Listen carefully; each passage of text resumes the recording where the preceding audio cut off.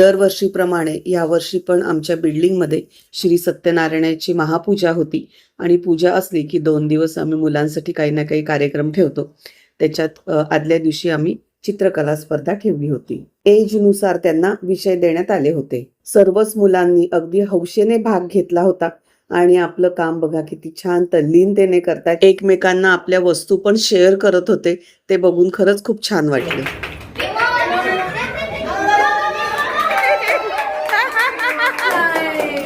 लहान मुलांची onion race झाल्यानंतर मोठ्या मुलांसाठी स्मरणशक्ती स्पर्धा, त्यानंतर दुसऱ्या वयोगटासाठी संगीत खुर्ची आणि काय गडबड करत होते रे बाबा, विचारायला नको.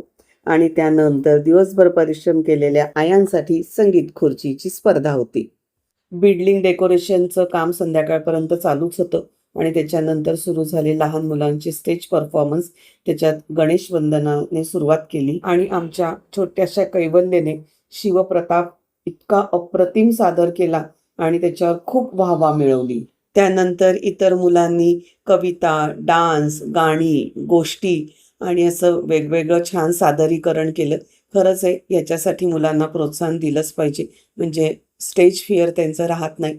हे सर्व हौशी पालकांमुळे शक्य होतं आणि प्रत्येक पालकाला हे अपेक्षा असतेच की आपलं मूल सगळ्या बाबतीत स्मार्ट असावं आणि ते त्यासाठी नक्कीच मेहनत घेत असतात.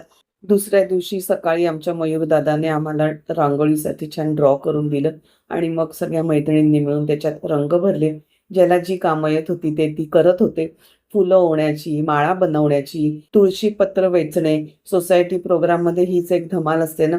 सगळे त्यानिमित्ताने खाली येतात आणि छान एकत्रपणे सगळं सादरीकरण करतात. चौरंग बांधणीची वेगळीच लगबग चालू होती. त्याच्यानंतर शेगडीची पूजा करायला सांगितली. हे बघा सगळं सामान आणून दिलेलं आहे आम्ही आणि आमचे जे कुक आहेत ते अप्रतिम जेवण बनवतात. चौरंगाची छान बांधणी झाल्यानंतर गुरुजी आले. त्यांनी काय जी बाकीची तयारी बाकी होती ती त्यांनी केली आणि मग नंतर छान पूजेला सुरुवात झाली.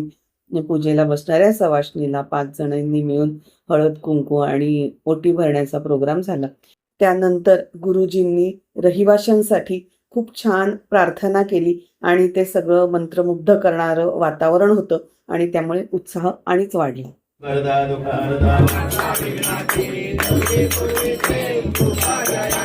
संध्याकाळी हळदी कुंकाचा कार्यक्रम सुरू झाला आणि एकीकडे भजनाचा सुद्धा कार्यक्रम चालू झाला. सगळ्यांनी खूप छान आनंदाने भजन एन्जॉय केले. त्यानंतर सर्वांना महाप्रसादाचं असं हे टेस्टी भोजन सर्व करण्यात आलं.